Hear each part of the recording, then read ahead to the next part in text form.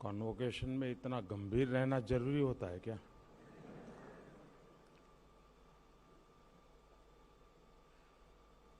काफी सूचनाएं दी गई ऐसा लग रहा है।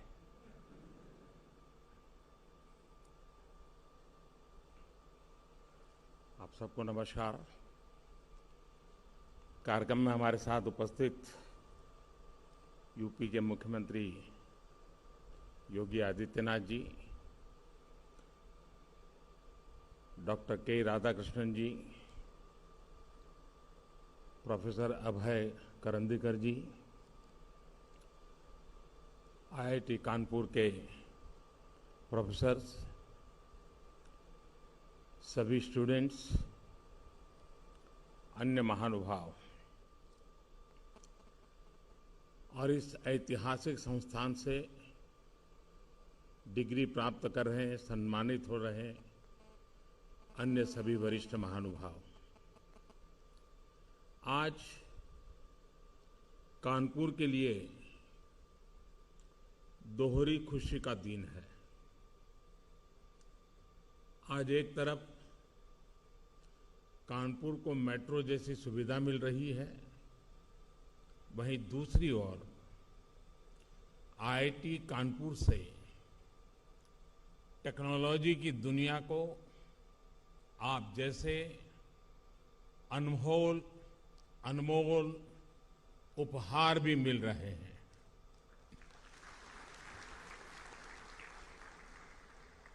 मैं अपने हर युवा साथी को ढेरों शुभकामनाएं देता हूं।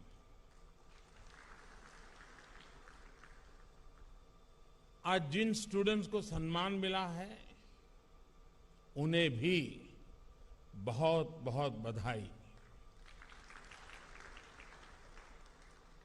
आप आज जहां पहुंचे हैं, आपने जो योग्यता हासिल की है उसके पीछे आपके माता पिता, आपके परिवार के लोग, आपके टीचर्स, आपके प्रोफेसर्स, ऐसे अनगिनत लोग होंगे।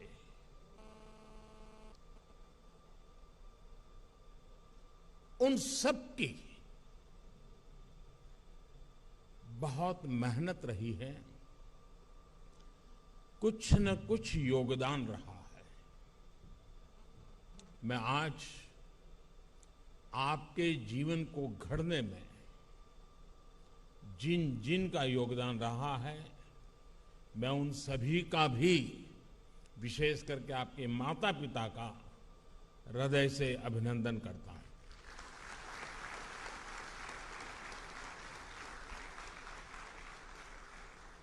साथियों, आपने जब आईआईटी कानपुर में प्रवेश लिया था और अब जब आप यहां से निकल रहे हैं,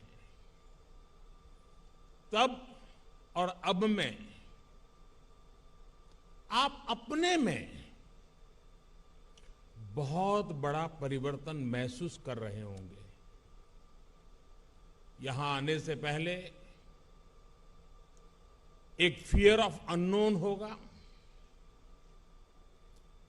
एक क्वेरी ऑफ अननोन होगी।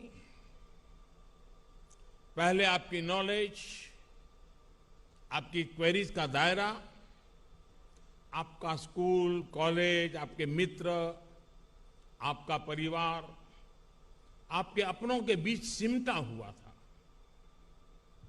आईआईटी कानपुर ने आपको उससे बाहर निकालकर एक बहुत बड़ा कैनवास दिया है। अब फियर ऑफ अननोन नहीं है, अब आप पूरी दुनिया को एक्सप्लोर करने का हौसला लेकर के आगे बढ़ रहे हैं। अब क्वेरी ऑफ अननोन नहीं है, अब क्वेस्ट फॉर द बेस्ट पूरी दुनिया पर छा जाने का सपना है। और जितनी लर्निंग आपकी क्लासरूम में हुई, या जितना आपको अपनी क्लास में सीखने को मिला, उतना ही आपने अपने क्लासरूम के बाहर अपने साथियों के बीच एक्सपीरियंस किया है। क्लासरूम में आपके विचारों का, आपके आइडियाज का विस्तार हुआ।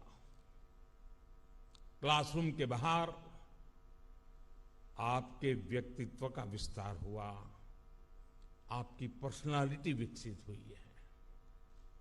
आपने आईआईटी कानपुर में जो अर्जित किया, जो विचार समृद्ध हुए, वो एक ऐसी मजबूत फाउंडेशन है, फोर्स है, जिसकी शक्ति से आप जहां भी जाएंगे वहां कुछ नया करेंगे, अनोखा करेंगे, कुछ वैल्यू एडिशन करेंगे। आपकी आज की ट्रेनिंग, आपकी स्किल, आपकी नॉलेज, आपका ज्ञान निश्चित तौर पर आपको प्रैक्टिकल वर्ल्ड में मजबूती से जगह बनाने में बहुत मदद करेगा। लेकिन यहां आपका जो व्यक्तित्व विकसित हुआ है, वो आपको ऐसी ताकत देगा जिससे आप सोसाइटी एज ए होल उसका भला करेंगे, अपने समाज, अपने देश को एक नया सामर्थ्य देंगे। साथियों, आपने यहां आईआईटी की भव्य लीगेसी के हिस्टोरिकल पीरियड को जिया है। आपने विविधताओं से भरे भारत के वैभव के साथ वर्तमान को जिया है। भव्य लीगेसी और वाइब्रेंट प्रेजेंट, इन दो पिलर्स पर, इन दो पटरियों पर आज आप अपने उज्जवल भविष्य की यात्रा शुरू कर रहे हैं। ये यात्रा शुभ हो, देश के लिए सफलताओं से भरी हो। आज जब आपके बीच हूं तो मैं यही कहूंगा, मेरी आप सबसे यही कामना रहेगी। साथियों, इस साल भारत ने अपनी आजादी के 75वें वर्ष में प्रवेश किया है। हम सभी अमृत महोत्सव मना रहे हैं। आपने जहेज शहर में अपनी डिग्री पाई है। उस कानपुर का अपना शानदार इतिहास रहा है। कानपुर भारत के उन कुछ चुनिंदा शहरों में से हैं जो इतना डाइवर्स है। सत्ती चौरा घाट से लेकर मदारी पासी तक, नाना साहब से लेकर बटुकेश्वर दत्त तक, जब हम शहर की सैर करते हैं तो ऐसा लगता है जैसे हम स्वतंत्र संग्राम के बलिदानों के गौरव की, उस गौरवशाली अतीत की सैर कर रहे हैं। इन स्मृतियों के बीच आप सभी पर देश को अगले 25 वर्षों तक दिशा देने, देश को गति देने का दायित्व है। आप कल्पना करिए, जब 1930 में 1930 में दांडी यात्रा शुरू हुई थी, तब उस यात्रा ने उस टाइम पीरियड को, पूरे देश को कितना आंदोलित कर दिया था। उस समय देश जितना चार्ज था, उसने आजादी के लिए भारत के जन जन में एक अभूतपूर्व विश्वास पैदा कर दिया था। हर भारतवासी के मन में विजय का विश्वास भर दिया था। 1930 के उस दौर में जो 20-25 साल के नौजवान थे, 1947 तक उनकी यात्रा और 1947 में आजादी की सिद्धि उनके जीवन का गोल्डन फेज थी। आज आप भी एक तरह से उस जैसी ही गोल्डन एरिया में कदम रख रहे हैं। ये गोल्डन एरा है आपके लिए।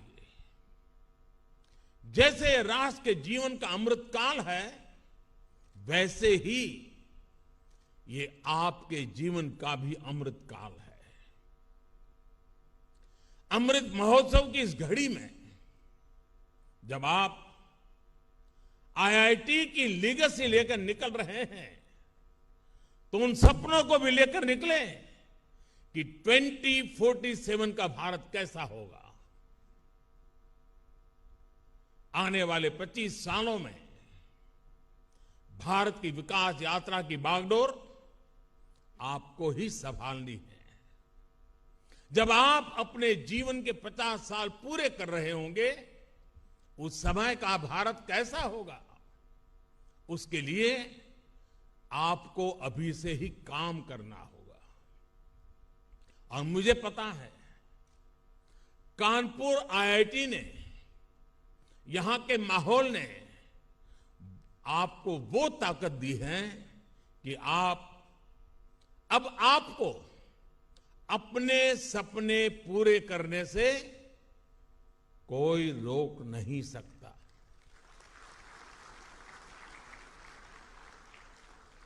ये दौर, ये 21वीं सदी पूरी तरह टेक्नोलॉजी ड्रिवन है। इस दशक में भी टेक्नोलॉजी अलग अलग क्षेत्रों में अपना दबदबा और बढ़ाने वाली है। बिना टेक्नोलॉजी के जीवन अब एक तरह से अधूरा ही होगा। ये जीवन और टेक्नोलॉजी की स्पर्धा का युग है और मुझे विश्वास है कि इसमें आप जरूर आगे निकलेंगे। आपने अपनी जवानी के इतने महत्वपूर्ण वर्ष टेक्नोलॉजी का एक्सपर्ट बनने में लगाए हैं। आपके लिए इससे बड़ा अवसर और क्या होगा। आपके पास तो भारत के साथ ही पूरे विश्व में टेक्नोलॉजी के क्षेत्र में योगदान करने का बहुत बड़ा अवसर है। साथियों, हमारी आईआईटीज तो हमेशा टैलेंट और टेक्नोलॉजी की इंक्यूबेशन सेंटर रही है और आईआईटी कानपुर की तो अपनी एक अलग ही रेपुटेशन रही है। आपने अपनी खुद की कंपनी एक्वाफ्रंट इंफ्रास्ट्रक्चर के जरिए बनारस के खिड़किया घाट पर दुनिया का जो पहला फ्लोटिंग सीएनजी फिलिंग स्टेशन विकसित किया है, वो बेहतरीन है। इसी तरह आपने एग्रीकल्चर के क्षेत्र में स्टेट ऑफ आर्ट टेक्नोलॉजी विकसित की है। दुनिया की पहली पोर्टेबल सॉइल टेस्टिंग किट बनाई है। 5G टेक्नोलॉजी में तो आईआईटी कानपुर का काम ग्लोबल स्टैंडर्ड्स का हिस्सा बन चुका है। ये संस्थान ऐसी अनेक सफलताओं के लिए बधाई का पात्र है। ऐसे में आपकी जिम्मेदारियां भी कई गुना बढ़ गई हैं। आज आर्टिफिशियल इंटेलिजेंस के क्षेत्र में, एनर्जी एंड क्लाइमेट सॉल्यूशंस में, हाईटेक इंफ्रास्ट्रक्चर के क्षेत्र में देश के सामने बहुत बड़ा स्कोप है। हेल्थ जैसे सेक्टर भी आज टेक्नोलॉजी ड्रिवन होते जा रहे हैं। हम एक डिजिटल डायग्नोसिस के एरा में है, रोबोट असिस्टेड ट्रीटमेंट के एरा में पैर रख रहे हैं। हेल्थ डिवाइसेस अब घर की एसेंशियल बन गई है। डिजास्टर मैनेजमेंट में चुनौतियों का सामना भी हम टेक्नोलॉजी के जरिए ही कर सकते हैं। आप कल्पना करिए, हम कितनी व्यापक संभावनाओं के गेट पर खड़े हैं। ये संभावनाएं आपके लिए हैं, इनमें आपकी बहुत बड़ी भूमिका है। ये आपके लिए देश के प्रति केवल जिम्मेदारियां नहीं, बल्कि ये वो सपने हैं जिन्हें हमारी कितनी ही पीढ़ियों ने जिया है। लेकिन उन सपनों को साकार करने का एक आधुनिक भारत बनाने का वो सौभाग्य आपको मिला है, आपकी पीढ़ी को मिला है। साथियों, आज आप 21वीं सदी के जिस कालखंड में हैं, वो बड़े लक्ष्य तय करने और उन्हें प्राप्त करने के लिए पूरी शक्ति लगा देने का है। जो सोच और एटीट्यूड आज आपका है, वही एटीट्यूड देश का भी है। पहले अगर सोच काम चलाने की होती थी, तो आज सोच कुछ कर गुजरने की, काम करके नतीजे लाने की है। पहले अगर समस्याओं से लाने की है, पहले अगर समस्याओं से पीछा छुड़ाने की कोशिश होती थी, तो आज समस्याओं के समाधान के लिए संकल्प लिए जाते हैं। समाधान वो भी स्थायी, स्टेबल सॉल्यूशंस। आत्मनिर्भर भारत इसका बहुत बड़ा उदाहरण है। साथियों, हम सभी ने देखा है कि परिवार में भी जब कोई 20-22 साल का हो जाता है, तो घर के बड़े बुजुर्ग बार बार सुनाते हैं कि अब समय आ गया है, अपने पैरों पर खड़े हो जाओ। और मुझे पक्का विश्वास है, आप जब यहां से घर अब जाओगे जरा मिलने के लिए माता पिता को, तो पहला यही सुनोगे कि भाई अब मेरा काम पूरा हो गया, अब अपने पैरों पे खड़े हो जाना। हर माँ बाप यही कहने वाले हैं, और अगर देर कर दी तो बार बार सुनने को मिलेगा। घर के बड़े बुजुर्ग माता पिता ऐसा इसलिए करते हैं ताकि आप आत्मनिर्भर बने, आप अपने सामर्थ्य को पहचाने, आप सपने देखें, उनको संकल्प में परिवर्तित करें और जी जान से उसे सिद्ध करके रहें। हमारे भारत ने भी तो आजादी के बाद अपनी यात्रा नए सिरे से शुरू की थी। जब देश की आजादी को 25 साल हुए, तब तक हमें भी अपने पैरों पर खड़ा होने के लिए बहुत कुछ कर लेना चाहिए था। तब से लेकर अब तक बहुत देर हो चुकी है। देश बहुत समय गंवा चुका है। बीच में 2 पीढ़ियां चली गई, इसलिए हमें 2 पल भी नहीं गंवाना है। साथियों, मेरी बातों में आपको अधीरता नजर आ रही है, और बहुत स्वाभाविक है कि आपको अधीरता लगती भी होगी। लेकिन मैं चाहता हूं, और जब आज कानपुर की धरती पर आपके बीच में आया हूं, तो मेरा मन करता है आप भी इसी तरह आत्मनिर्भर भारत के लिए अधीर बने। आत्मनिर्भर भारत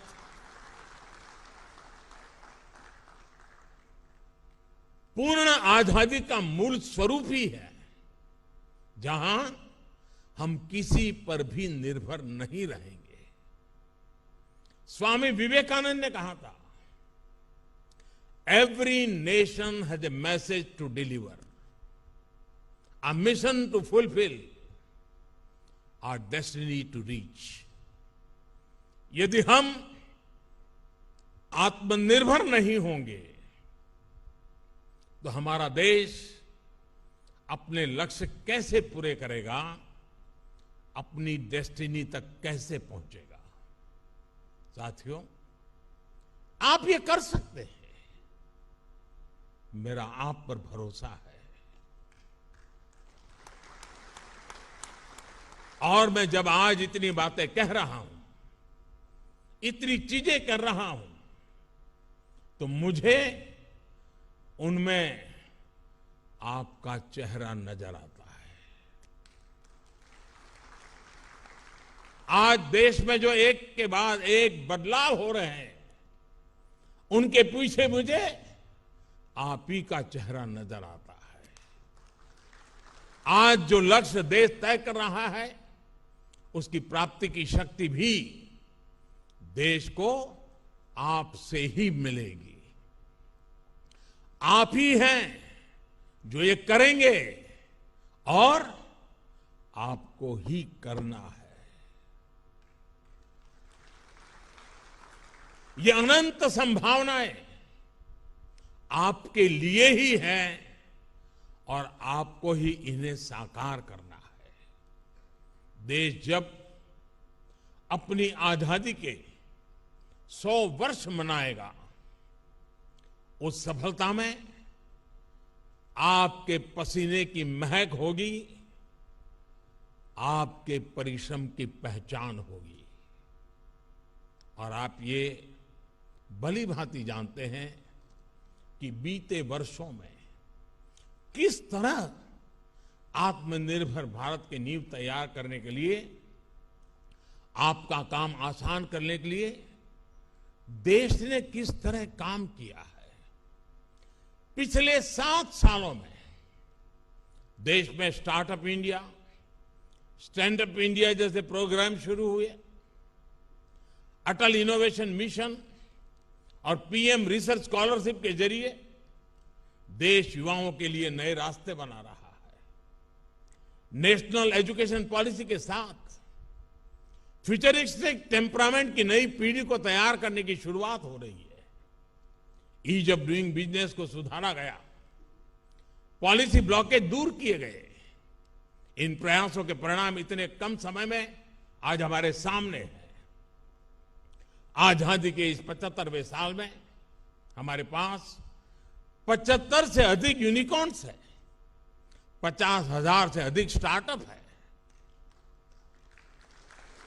इनमें से 10,000 स्टार्टअप तो केवल पिछले 6 महीनों में आए हैं।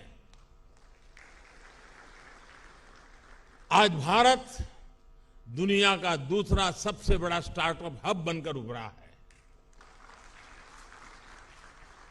कितने स्टार्टअप्स तो हमारी आईआईटीज के युवाओं ने ही शुरू किए हैं। अभी हाल ही के एक रिपोर्ट के मुताबिक भारत दुनिया के कई विकसित देशों को पीछे छोड़कर तीसरा सबसे बड़ा यूनिकॉर्न कंट्री बन गया है। साथियों, आजकल ग्लोबलाइजेशन की बात होती है, उसके पक्ष विपक्ष पर भी बात होती है, लेकिन एक बात पर कोई विवाद नहीं है। कौन भारतीय नहीं चाहेगा कि भारत की कंपनियां ग्लोबल बने, भारत के प्रोडक्ट ग्लोबल बने।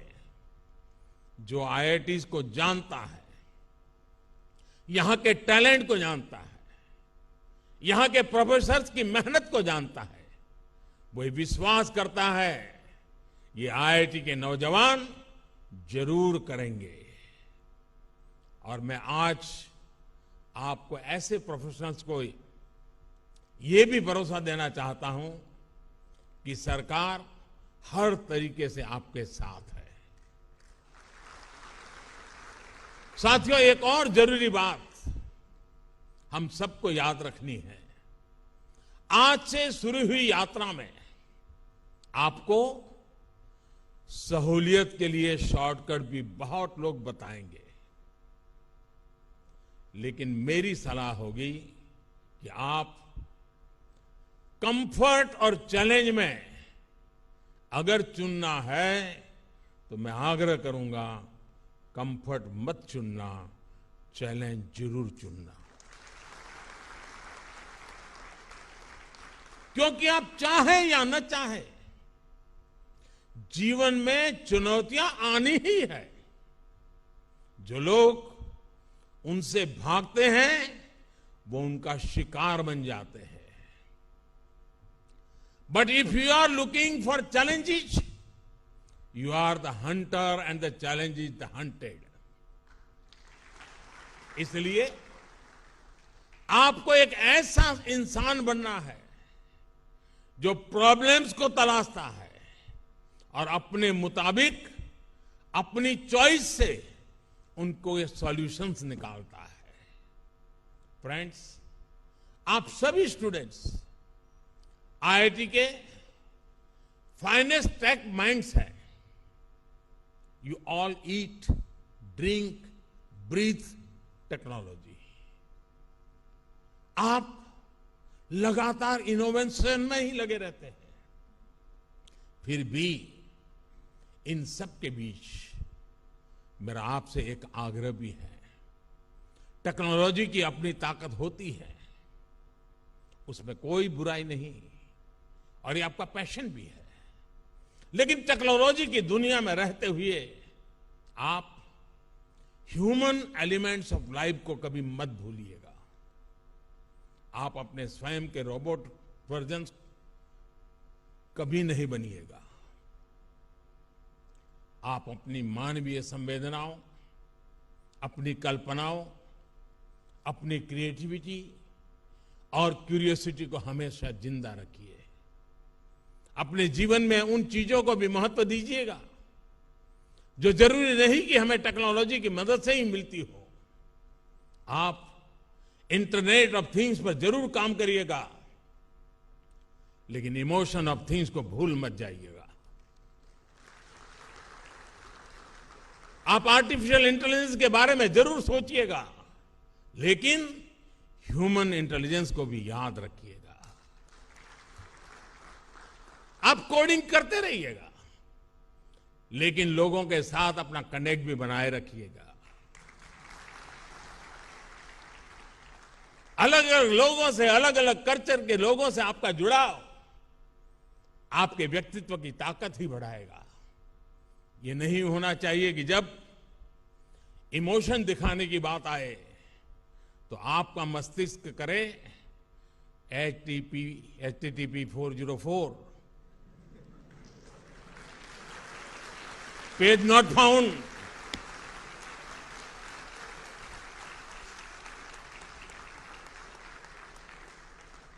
जब बात शेयरिंग की हो, शेयरिंग ऑफ जॉय और काइंडनेस की हो, तो कभी कोई पासवर्ड नहीं रखिएगा। खुले दिल से लाइफ को एंजॉय करिएगा।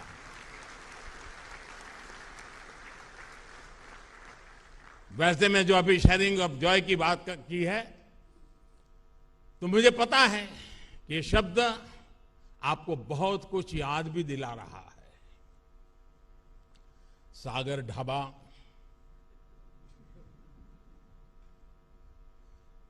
और केरला कैफे की गपशप,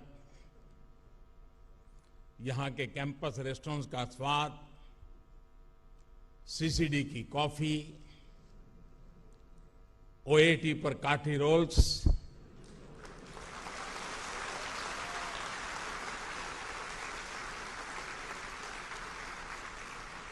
और एमटी पर चाय और जलेबी,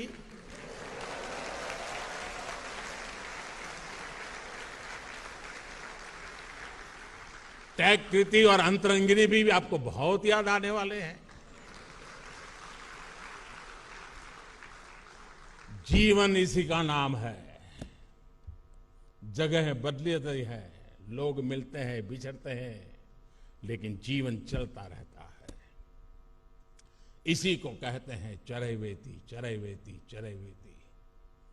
मैं अभी देख रहा हूं कि कई सारे स्टूडेंट्स दूसरे लेक्चर हॉल में भी हमारे साथ जुड़े हुए हैं। कोरोना प्रोटोकॉल की वजह से वो वहीं से मुझे सुन रहे हैं।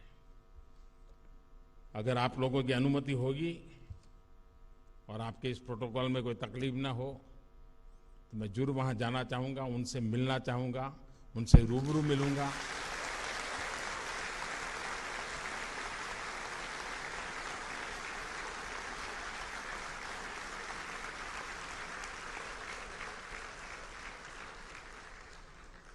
आप अपने कैरियर में सफल हो, आपकी सफलता देश की सफलता बने, इसी कामना के साथ मैं अपनी बात समाप्त करता हूं। आप सभी को एक बार फिर बहुत बहुत शुभकामनाएं देता हूं। बहुत बहुत धन्यवाद।